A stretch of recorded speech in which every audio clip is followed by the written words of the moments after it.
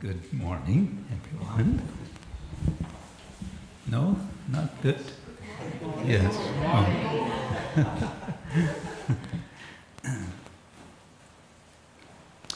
Nice to be here again in Radhadesh after, I don't know, more than a year. I never remember. Sometime.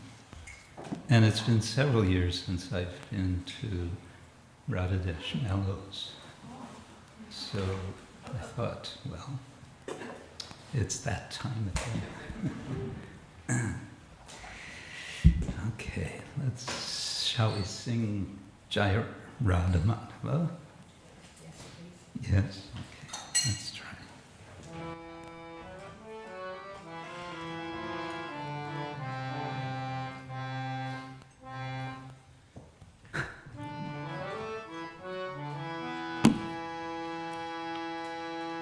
Jaya Radha Madhava Kunjabi Hari Jaya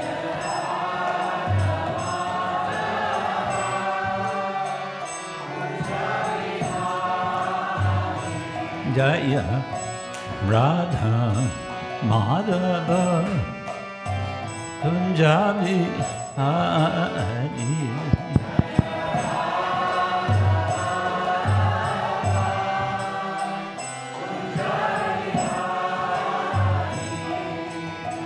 Gopi Jana Vallabha Girivada Hari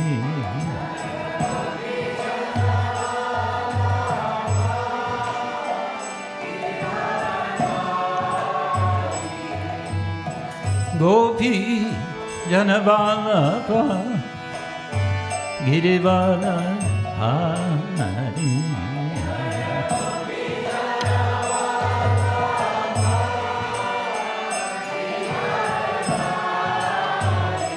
Yashoda Nandana Raja Janaranjana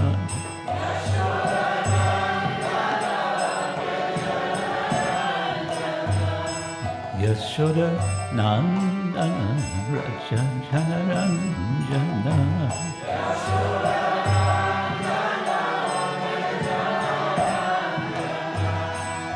Yamuna Tira Vanachari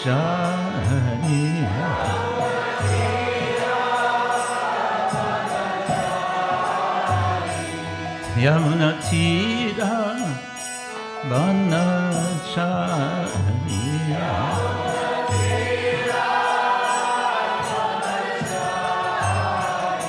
Jaya Radha Madhava Kunjabi Hari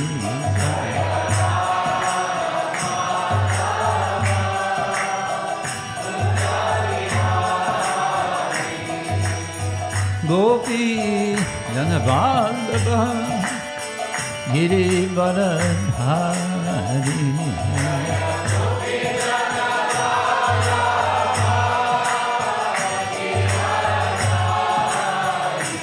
Yashoda Nandana Raja Janaranjana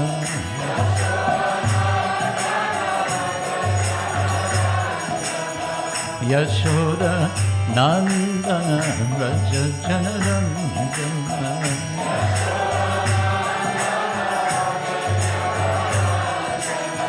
Yashoda Nandana Raja Janaranjana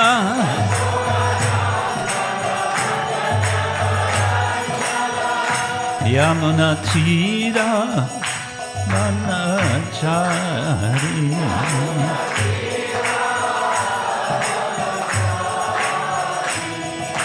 Hare Krishna Krishna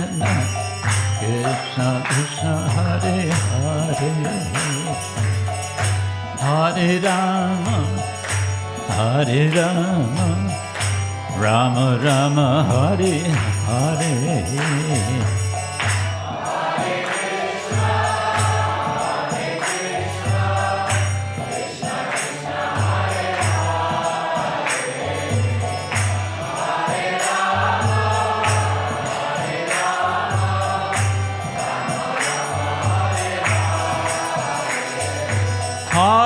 Krishna, Hare Krishna, Krishna Krishna, Hare Hare,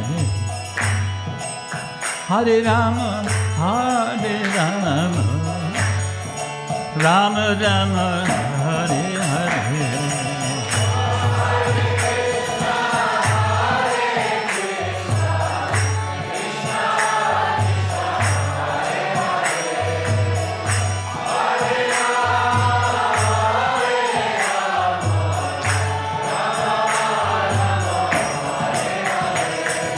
Hare Krishna, Hare Krishna, Krishna Krishna, Hare Hare, Hare Rama, Hare Rama, Rama Rama, Hare Hare.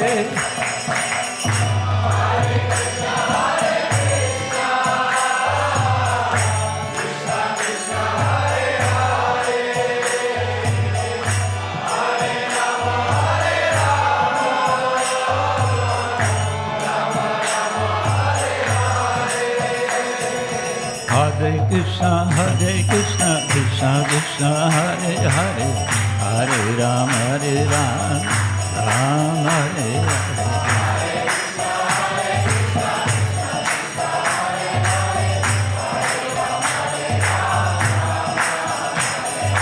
Hare Krishna, Krishna Krishna, Hare Hare, Hare Ram, Ram Hare Hare.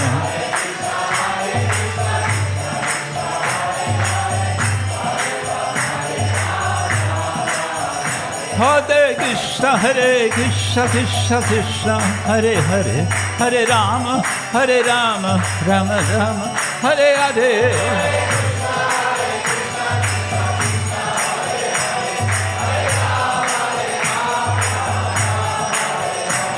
Haribo, Haribo, Haribo, Gora Haribo.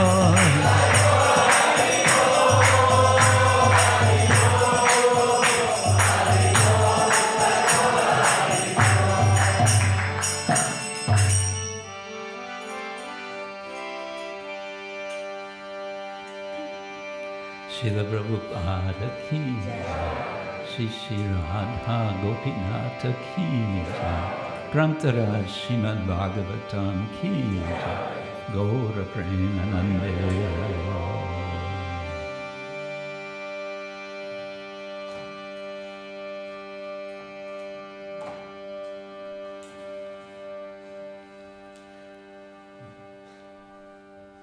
That's a good sustain.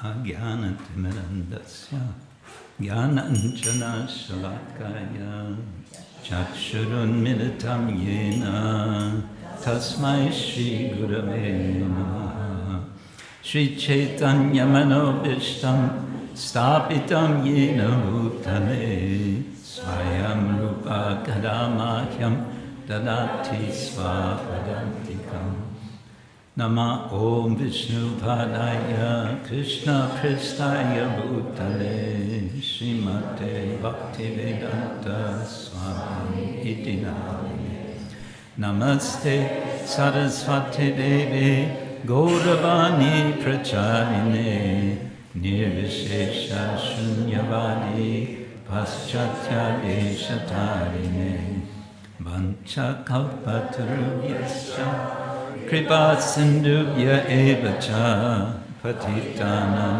Pavanebhyo Vaishnavebhyo Namo Namaha He Krishna Karuna Sindhu Dinabandho Jagatpate Gopesha Gopika Kanta Radhakanta namostute. Tapta kanchana gaurangi Radhe Vrindavaneshwari Vrishabhanusute Devi Pranamami Haripriye. Jai Shri Krishna Chaitanya Prabhu Nityananda Shri Advaita Gadadhara Shrivatsari Gaura Bhaktavinda. Hare Krishna, Krishna Krishna, Hare Hare, Hare Rama, Rama Rama, Hare Hare. This morning we're reading from Srimad-Bhagavatam. How fortunate are we? Let us not take this good fortune for granted. And we're reading from the 10th canto, chapter 61, Lord Balarāma slays Rukmiṇī. And that's what's going to be described in the next few verses. And I believe I was asked that we read up to the end of this chapter so that we get the whole grim story.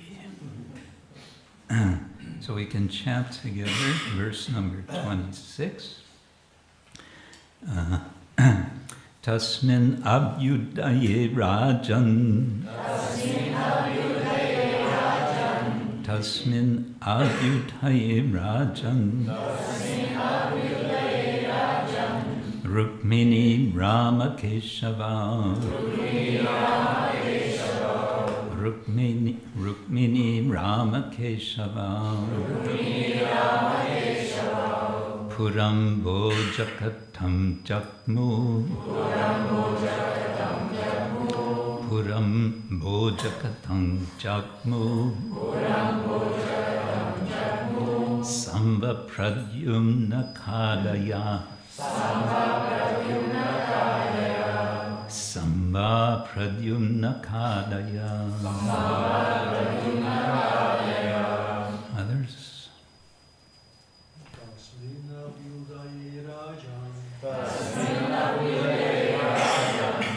Rukmiṇī rāma-keśavau. Puram bhojakaṭaṁ jagmuḥ. Sāmba-pradyumnakādayaḥ. Tasmin abhyudaye rājan. Rukmiṇī rāma-keśavau. Puram bhojakaṭaṁ jagmuḥ.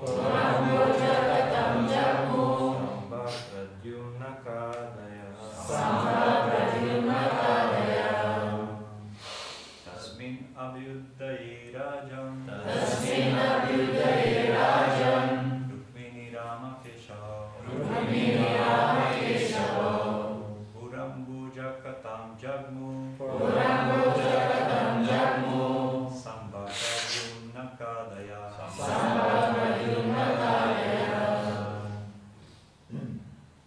Tasmin abhyudaye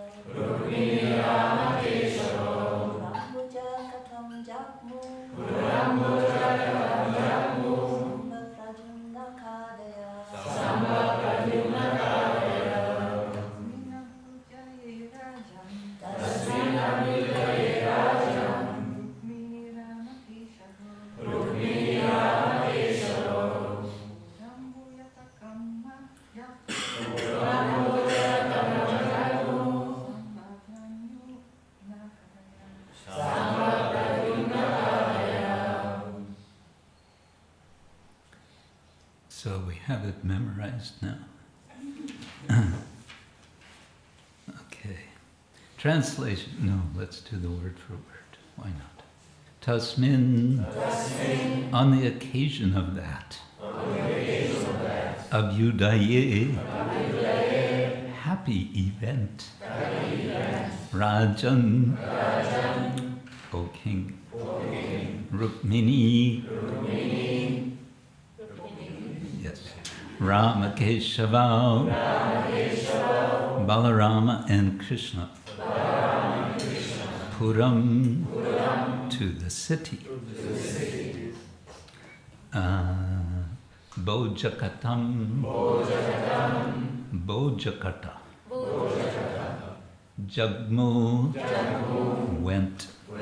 Sāmba-pradyumnaka-ādayaḥ. Sāmba, Pradyumna, and others. Translation. On the joyous occasion of their marriage, O King, Queen Rukmiṇī, Lord Balarāma, Lord Krishna, and several of the Lord's sons, headed by Sāmba and Pradyumna, went to the city of Bhojakaṭa. Okay, so that's how it's all going to start. But I think we have to back up one verse to get a bit of context. As you'll see, this is family affairs, which are a little complicated. And I think this is relevant in relation to the penultimate verse of this chapter. Translation of verse 25. Rukmiṇī gave his granddaughter Rochana to his daughter's son Aniruddha. Okay? Despite Rukmi's relentless feud with Lord Hari. Although Rukmiṇī considered this marriage irreligious, he wanted to please his sister. Who is Rukmi's sister? Rukmiṇī. Bound as he was by the ropes of affection. Why does he consider it an irreligious marriage? That's explained in the purport. Sridhar Swami says, one should not eat an enemy's food or feed an enemy. And then he explains, one should not execute religious injunctions if they will obstruct one's journey to heaven or if they are odious to human society. All of which is to say, according to worldly standards, one should not give one's beloved granddaughter to the grandson of one's bitter enemy. But Rukmi's doing that anyway. Why? He wants to please his sister Rukmiṇī. And why does he want to please his sister Rukmiṇī? He's bound by the ropes of affection. Well, let's see what happens. After the wedding, a group of arrogant kings, headed by the king of Kalinga, told Rukmiṇī, you should defeat Balarāma at dice. He is not expert at dice, O king, but still, he's quite addicted to it. Who does that remind you of? Huh? Yudhishthira, right. Thus advised, Rukmiṇī challenged Balarāma and began a gambling match with him. In that match, Lord Balarāma first accepted a wager, here we go, of 100 coins, and it's explained in one of these purports that these were gold coins. Yes, in this purport. He accepted a wager of 100 coins, then 1,000, then 10,000. Rukmiṇī won this first round. And the king of Kalinga laughed loudly at Lord Balarāma, showing all his teeth. Lord Balarāma could not tolerate this. Purport, Srila Vishwanath Chakravarti explains that the wagers consisted of gold coins. Lord Balarāma inwardly became quite angry when he saw the gross offense of the king of Kalinga. Kalinga, correct me if I'm wrong, would be what is now Odisha? I think so, in any case. Tato laksham Rukmiṇī agrinad kalaham tatra jayat balaha jitavan aham iti aha Rukmiṇī kaitavam ashritaha.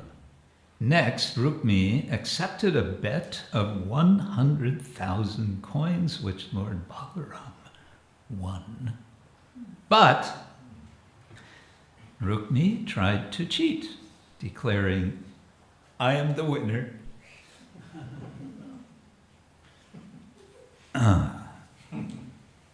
Shaking with anger like the ocean on the full moon day, handsome Lord Balarāma, his naturally reddish eyes even redder in his fury, accepted a wager of 100 million gold coins. I think this verse is a nice meditation. You can picture Lord Balarāma shaking with anger. He's the Supreme Personality of Godhead, right? Which means he is supremely self-controlled, right? In his supreme self-control, he is shaking with anger like an ocean on the full moon day. And what else is described here about Balarāma?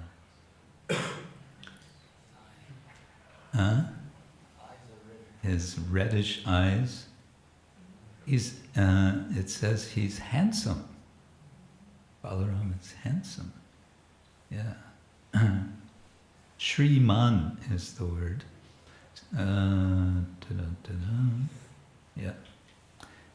So he's naturally reddish eyes, even redder in his fury, accepted a wager of 100 million gold coins. So far now it seems like it's true that what Rukmiṇī and the king of Kalinga, who doesn't seem to be named, have said, that he is addicted to playing dice.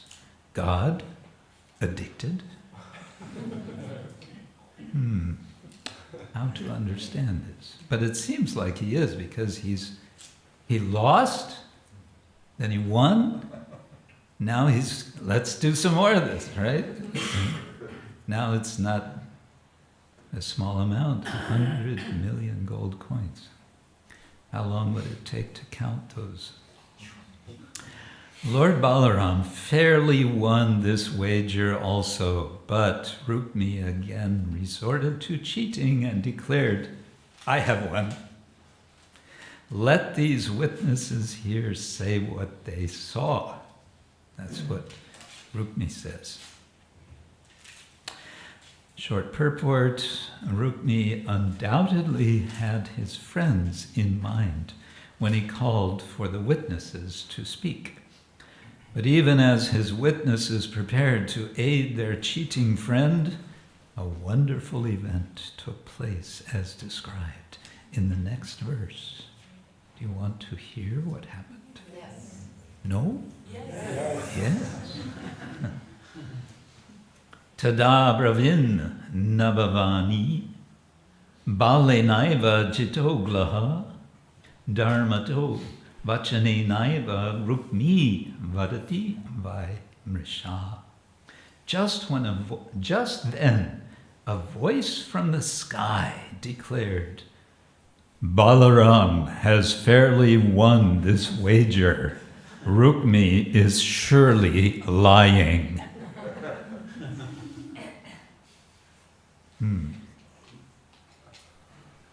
Urged on by the wicked kings, Rukmiṇī ignored the divine voice. What is wrong with him, right? In fact, destiny itself was urging Rukmiṇī on. And thus he ridiculed Lord Balarāma as follows. Yes, Prabhupada translates Kala Chodita as, which means, Kala of course means time, so the force of time. He was Chodita, he was impelled by time. And time is very much identified, it's identified with the Lord. Krishna, it's also identified with just destiny, time. Okay, now, what's Rukmiṇī going to say? Oh, do you want to hear what he says? No? Yes. They want to hear, they don't want to. Okay. Rukmiṇī said, you cowherds who wander about the forests know nothing about dice. Playing with dice and sporting with arrows are only for kings, not for the likes of you.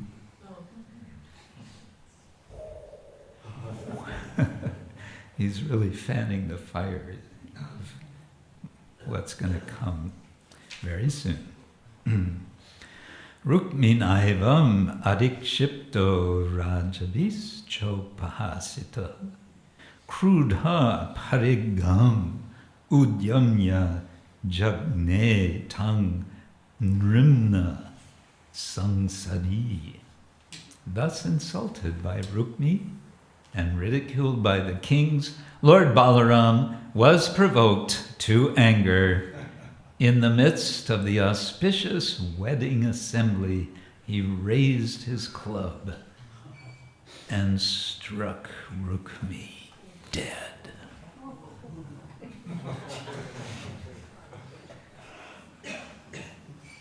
And we find this very amusing. Isn't that interesting?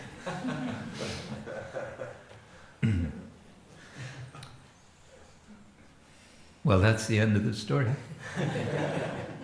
No, it's not quite the end. Kalingarajam tarasa grihitva dashame pade dantan apatayat krudho yo hasat vibritard vijai. The king of Kalinga, who had laughed at Lord Balarāma and shown his teeth, tried to run away. But the furious Lord quickly seized him on his 10th step and knocked out all his teeth. And we find this very amusing, don't we? Hare Krishna. Anye nirbinna bahuru shirasa rudhirokshitaha rajano dudruvur bhita balena parigardita. Tormented by Lord Balarāma's club, the other kings fled in fear, their arms, thighs, and heads broken and their bodies drenched in blood. How sweet.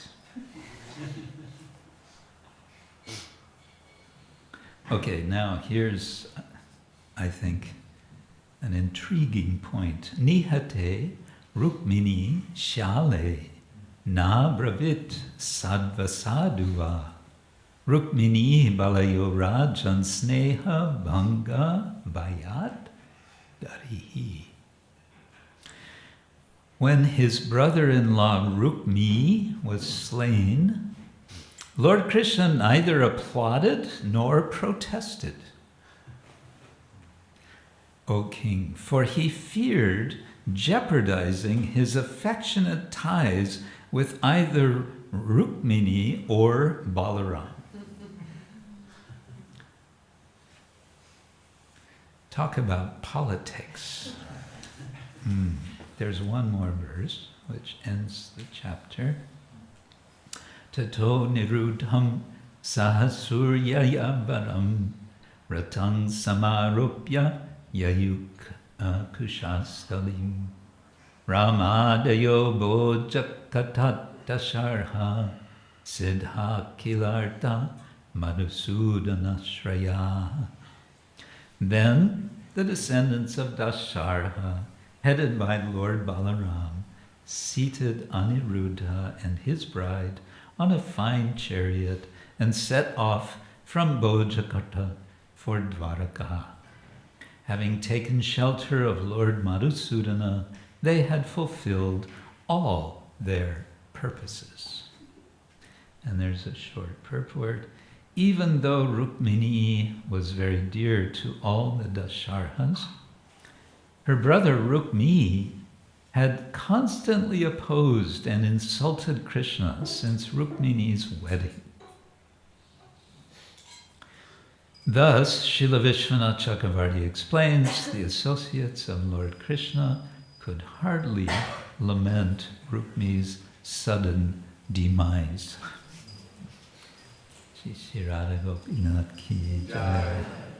Thus end the purports of the humble servants of His Divine Grace, A.C. Bhaktivedanta Swami Prabhupada, to the 10th canto, 61st chapter of the Srimad-Bhagavatam, entitled Lord Balarāma Slays Rukmiṇī. So Balarāma has indeed slain Rukmiṇī, and there seems to be no serious lamentation on his demise. We might ask, of course, what's the lesson from this story? I was thinking, well, if we remember how Srila Bhaktivinoda Thakur gives a sort of analysis of the deaths of the various demons of Krishna, the demons who are opposed to Krishna in Vrindavan, how he gives allegorical explanations of them, that each of the demons represent various anarthas in the heart. Right? Can we remember any of these specifically? So it starts, there's Putana, there's Trinavarta, there's, who's next? Shakatasura. There's about 20 demons, and I always like to point out that Jiva Goswami says Krishna killed at least one demon per day in Vrindavan over an 11-year period. So the Bhagavatam is a summary. In any case, about 22, including those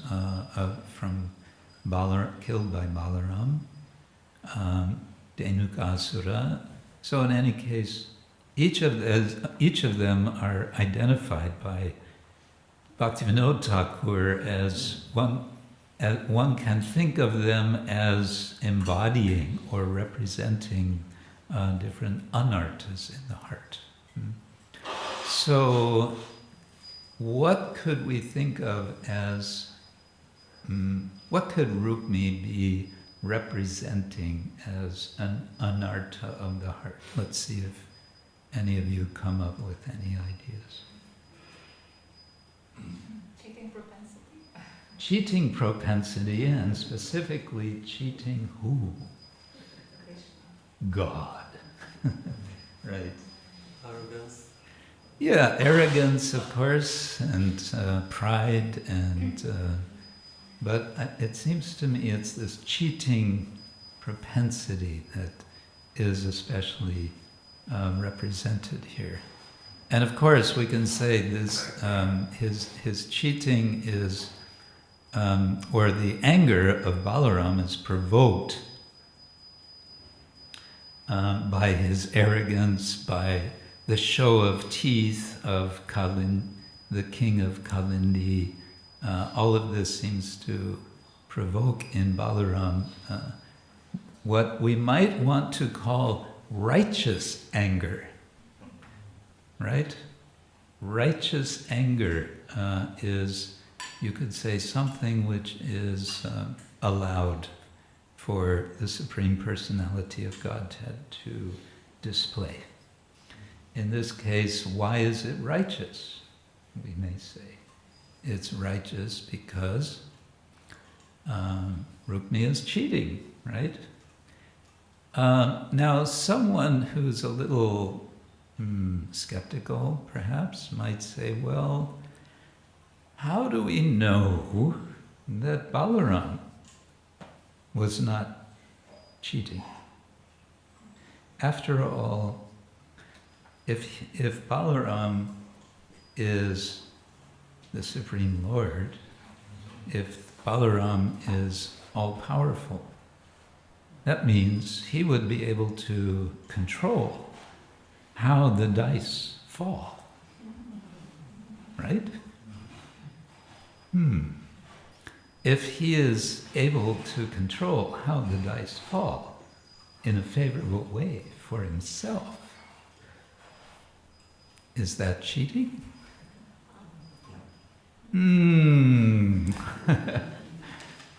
Who says it's cheating? Anyone? Yeah. It's kind of... Who says it's not cheating? Oh, we're about 50-50 here. I think we have to have a debate now. No, it's an interesting question that came to my mind this morning. In any case, I'll leave that. I'll table that, just to consider what does it mean that the Lord is. What does it mean that He is all-powerful, and what does it mean that He is the controller, the supreme controller? It's somewhat related, I think, to the question which Srila Bhaktisiddhanta Thakur, he doesn't raise it as a question, but I find it leads to an interesting question, and that is, on the one hand, we understand that the Lord is the absolute truth, but Bhaktisiddhanta Thakur, in one of his writings, or one of his lectures, he also points out He's the supreme relative truth. The supreme relative truth? What does that mean? He is the supreme relative. He is relative. He is the best of relatives. That's one way to understand. So we see ourselves always in relation to others, isn't it? We identify ourselves as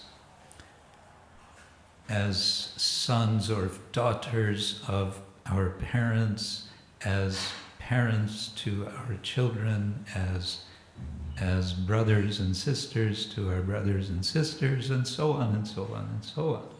We have all of these relationalities, and of course we want to understand we want to realize, we want to imbibe the sense that our primary and primordial relationship is with the Lord, is with Krishna. So that means He's the supreme relative truth. But we have this use of the word relative when we juxtapose it to the word absolute as seeming to be something contrary to the idea of truth. relative truth means no truth, isn't it? And so we deny relative truth. But it seems to me that something suggested in this passage that we've read is there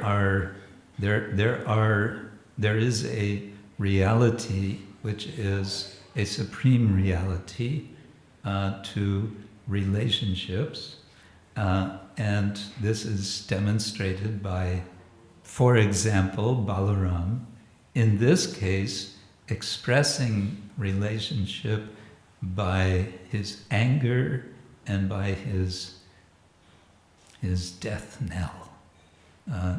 One could then ask, what is the relation? What is the ongoing relation?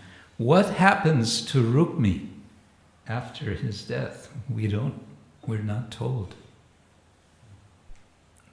We're not told, but we understand from the case of Putana, right? What was Putana's destination after she was killed by Krishna? She becomes Krishna's nurse in Goloka, right? Which is a demonstration of Krishna's supreme mercy. So we can expect that Rukmiṇī Rukmiṇī's no ordinary person. He's killed by Balarāma. That's quite special. To get the club of Balarāma on our head, that would be a good thing. No, not me, not yet. So, absolute truth, relative truth, Krishna, and particularly as Balarāma, we may say, we get this sense of relativity. And this comes out, I think, in a very intriguing way in this point made in the penultimate verse. What was it again?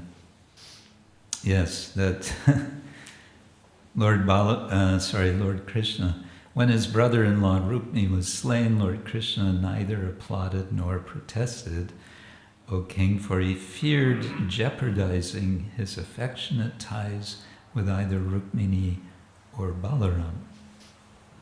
Lord Krishna fearing? Yes, Krishna fearing. What other example of Krishna's fearing can we think of? Immediately, we all remember Yashoda running after little Krishna, and Krishna is quite fearful, we understand. Why is he fearful? Well, because Mother Yashoda wants to... she seems bent on punishing Krishna. And this is going to be a very disturbing thing for Krishna. And Krishna is actually fearful. Vishwanath Chakravarti Thakur says. He's actually fearful. So we can presume that Krishna is here also actually fearful. But the fear here it's a different sort, obviously, but it has to do with these wanting to keep good relations. Obviously, he wants to maintain a nice relation with his wife, Rukmiṇī.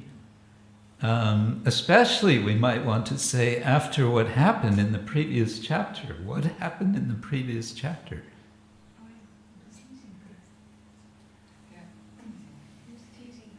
He's teasing Rukmiṇī, and it backfires. He's just wanting to have a little fun, and he's hoping Rukmiṇī will kind of go, oh, ha, ha, ha, that's very funny. But then what happens? She faints. She's crying. Why? Because Krishna has been joking about himself, about how unqualified he is.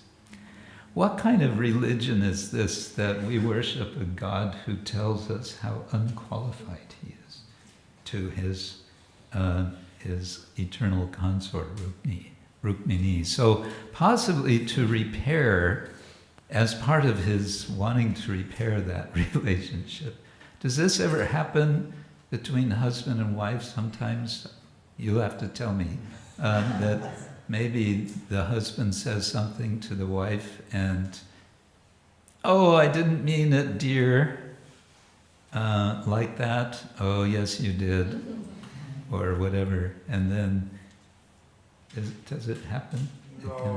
No. Not in our family, never. Yeah, so then it's like, uh-oh, what have I done? Now I have to make up for this somehow. So it seems Krishna may be feeling like that. And he also doesn't want to spoil his relation with his brother, with Balarāma. So what does Krishna do? Nothing.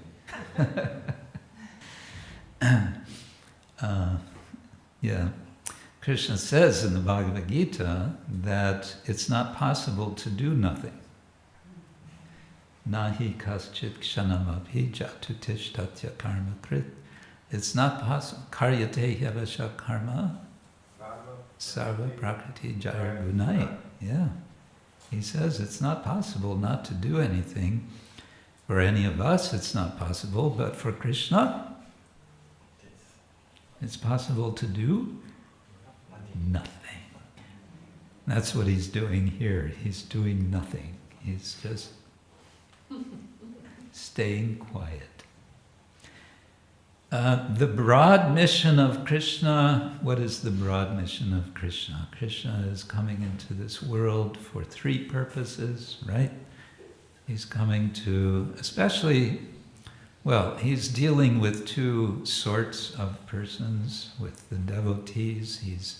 He's drawing the devotees in, and he's sending the non-devotees into the correctional institutions. And he's reestablishing Dharma Samstapana, he's reestablishing Dharma. So we might want to think also here a little about Dharma, because the word Dharma comes up in one of these verses to say, here it is, Dharmata. Yes, this is verse 33. Just then a voice from the sky declared Balarāma has fairly won this wager. Rukmiṇī is surely lying. And fairly is translating Dharmata, out of Dharma, from Dharma. I was reminded of another verse in the Gita. Krishna says in the 7th chapter, what is it? Balam balavatam asmi kama raga vivarjita dharma virudho bhuteshu kamosmi bharatarshava. Balarāma, Bala, what does Bala mean? Strength. So balam balavatam asmi. Krishna says, I am Bala, I am strength. What kind of strength? Kama, raga, vivarjita. That strength which is free from vivarjita, kama, and raga, from kama, well, the word kama is complicated. Prabhupada translates it often as lust. It can broadly just mean desire. Selfish, the opposite of prema, we might want to say. And raga, of course, means attachment, so kama raga vivarjita. Bala, that strength which is free from selfish desire, from attachment, that Bala, I am, Krishna says. Balam balavatam asmi, of all kinds of power. And then he says, Dharma avirudho bhuteshu kamosmi. I am kama. He just said, I'm Bala, which is free from kama. Now he says, I am kama, which is free from adharma. Dharma avirudha. I am that, and Prabhupada, I think he translates it, I am sex life, which is following Dharma. So if we think about this in relation to Balarāma, Balarāma is through Dharma, or in a dharmic way, fairly, it says, he's fairly won in this gambling match.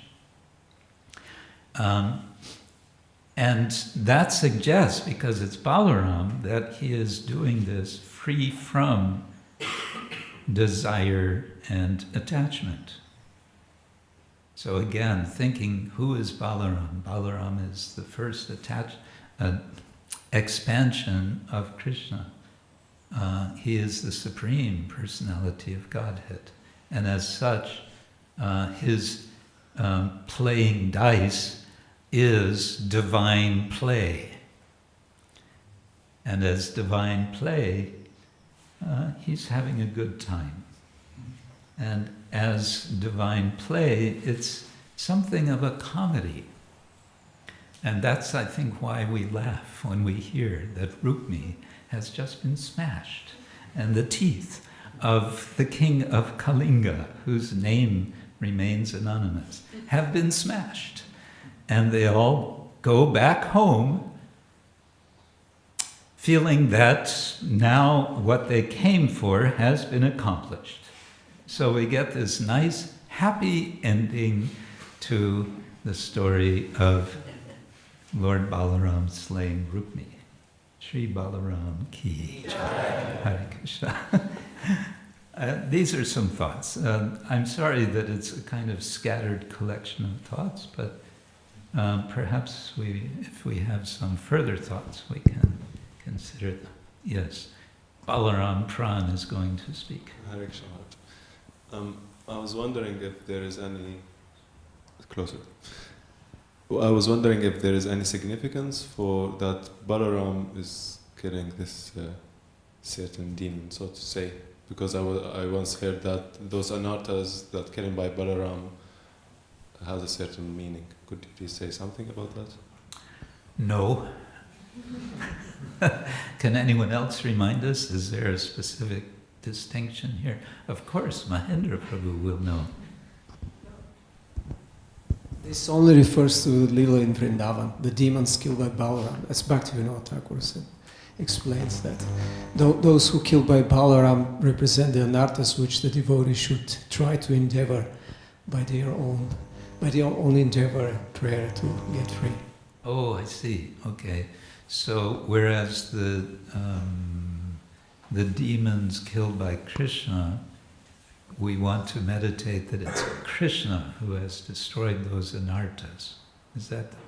And whereas those of Balarāma, okay, that's very nice. So, but you're saying those are limited to the Leelas in Vrindavan, so we would need to be cautious about applying them here.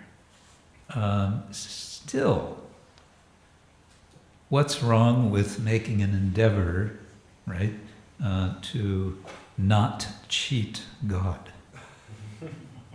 Right? I think we could still say that. Would you agree? Yes, Prabhu.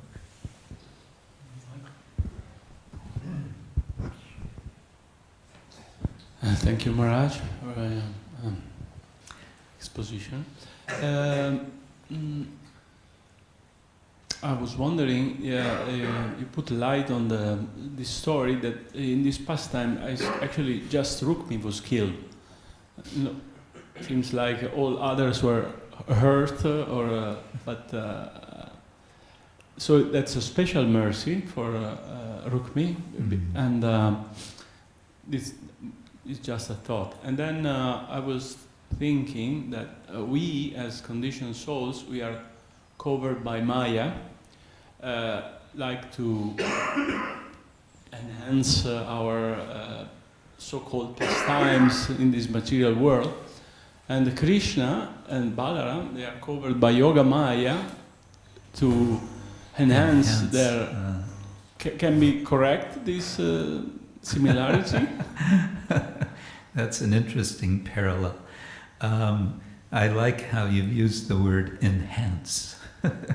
We want to enhance our engagement in this world.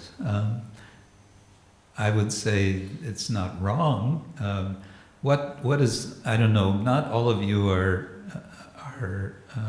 native English speakers, but enhance has the sense of enrichment, of some sort of increase of getting more of something or you can enhance your political position by various manipulations. There's a lot of use of that word. I think we as devotees wanting to remember Krishna and Krishna's pastimes, we want to appreciate how Krishna enhances his pastimes by the arrangement of, or he allows, or he arranges for Yoga Maya to make the arrangements. But it's significant here, of course, to remember Balarāma is very much involved in making tasteful arrangements for Krishna's pastimes, isn't it? So yes, we in the material world are trying desperately to enhance our quote-unquote pastimes in this world, whereas Krishna is just he's not desperately enhancing, he is joyfully and we can say effortlessly enhancing his pastimes by the arrangement of Yoga Maya and, yes, with the help of Balarāma. That's what comes to my mind. And as I was saying, this is, it strikes us as humorous, and that in a sense is a little strange, considering there's lots of violence, and as you said, Rukmiṇī is killed, no one else is killed, but there's a lot of blood, and there's a lot of loss of teeth, and so on. Why is it that we can be amused by all of this? Well, one way of understanding is from sort of Western classical analysis, understanding there's comedy, there's tragedy. Tragedy happens when there is death, and the understanding is the death is final. So a Shakespearean tragedy you can call it a tragedy because when Hamlet dies, he really dies. That's the sense you feel when you see the drama. And one Sanskrit, I read this years ago, one Sanskritist who was quite accomplished decided he wanted to try translating Shakespeare into Sanskrit. So he tried with one of the tragedies, and he found it terribly difficult and practically impossible. But he found that to translate the comedies was no difficulty at all. Why is that? Because no one ever really dies.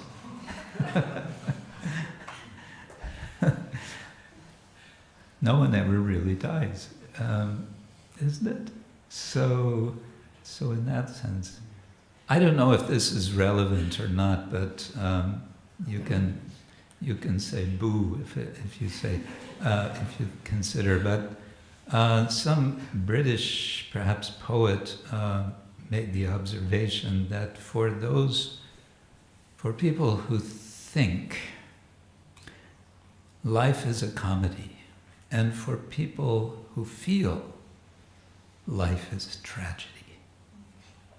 So then, how do those two relate? Well, perhaps the point is for devotees that we learn to feel in a way which is infused with devotional thinking in such a way that this world is certainly tragic, but it leads us, it impels us to go where there is an endless festival taking place, which is full of amusing and wonderful activities of the Lord. That didn't go over very well. Okay. Or it left you thinking, oh, that's good. Thinking is good. Is that okay? Yes.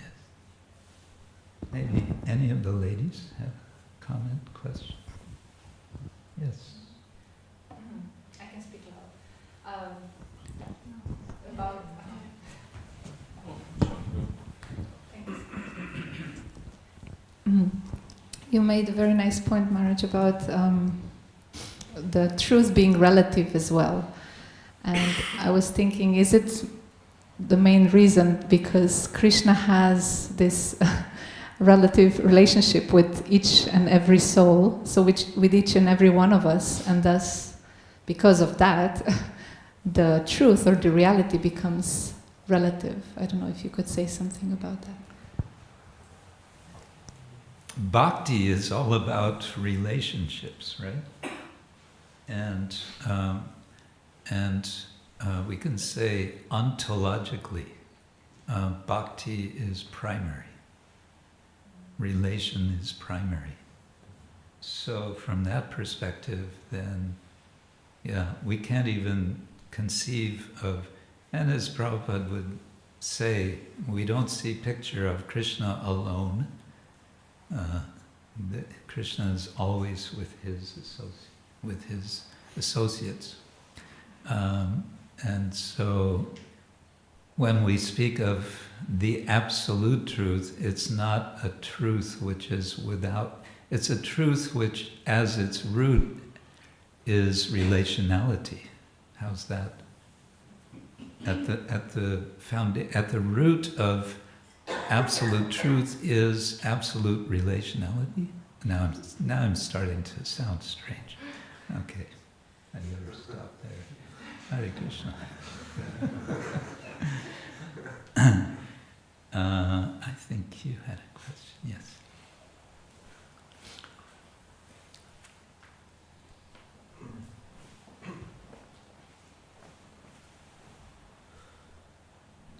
Hare Krishna Maharaj, thank you.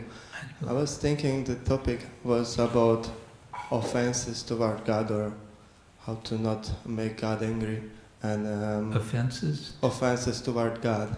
toward God. And we see the whole Vedic literature is basically instructing us to not make offenses in any case, under any case, any circumstance, because it's very bad for our spiritual life. But still, we see so many cases where offenses toward the devotees of the Lord or actually brought some more juice to all think, like Durvasa Muni or the Kuvera Manigriva or Rukmiṇī or all of the demons. So they got actually blessings.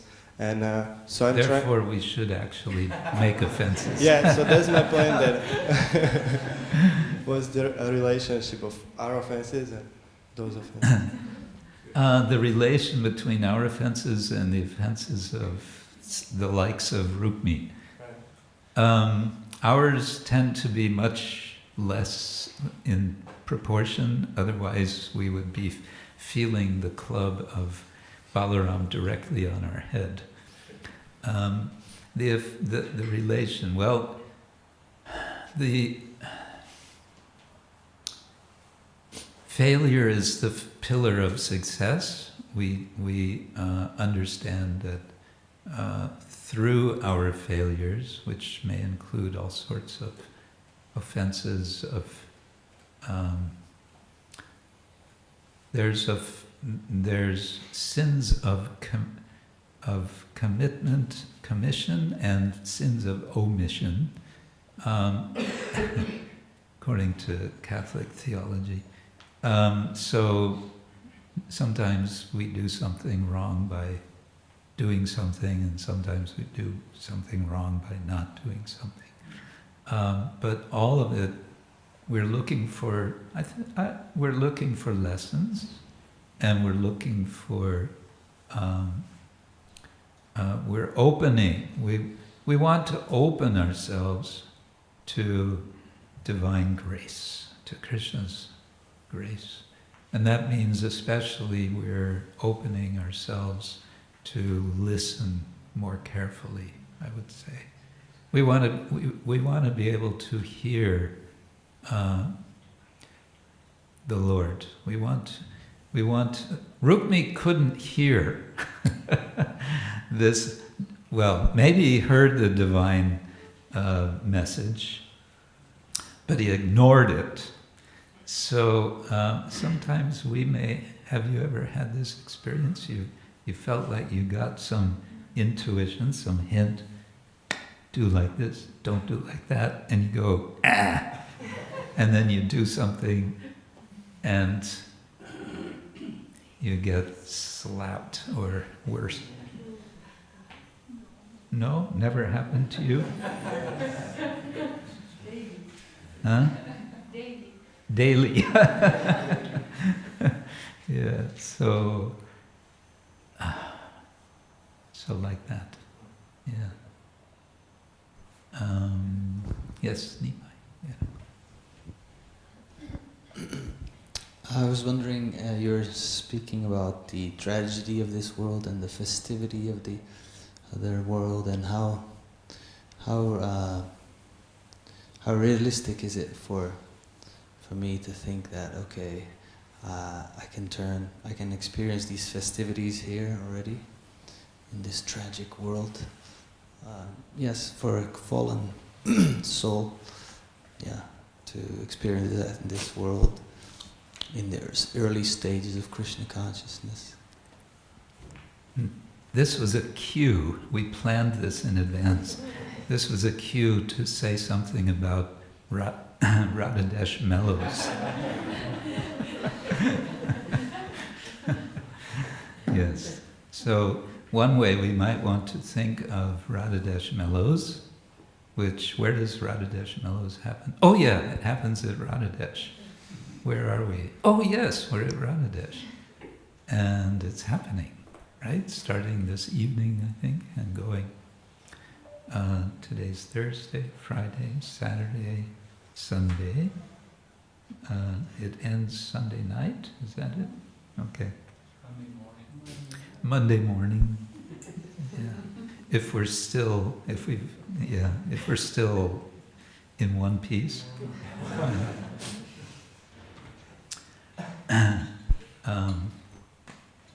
It just came to my mind once I was at a kirtan retreat in Germany. This is several years ago. His Holiness Sachinandan Swami was there. His Holiness Bibi Govinda Maharaj was there. And I remember the evening before there had been a super rocking kirtan led by Bibi Govinda Maharaj. And I saw him the next morning and I said, Maharaj, you turned that kirtan from playing harmonium to pandemonium. And he said, yes, actually it's been said that a festival is not successful unless it ends in pandemonium. You know what pandemonium is? No one's laughing because you don't know what it means. Pandemonium means total madness. Total madness. Everyone bouncing off the walls. Anyway, okay, forget that. But the point I wanted to make is I think a nice meditation would be that we're all coming together in the shelter of Shri Radha Gopinath, Shri Jagannath Subhadra Baladev, Shri Gaur Nitai, and all the acharyas. And so they're kind of opening up the doors to the spiritual world and allowing us to, look in, and not just look in, but hear. We can look, we can hear, and we can join in. So that festival, which is ongoing in the spiritual world, when we have a festival here, we're getting a nice taste of that festival that's going on there. So I think the response to your question, can we? Yes, we can. We can experience something of that. It's happening. Does that make sense? On that note, which we planned out, actually, no, we didn't plan. I'll say thank you all very much. Have a wonderful day today and a wonderful festival. Grantaraj Srimad-Bhagavatam ki jai, Srila Prabhupada ki jai, Nitai Gaur Premanande, Haribo. Shri Balarāma ki jai.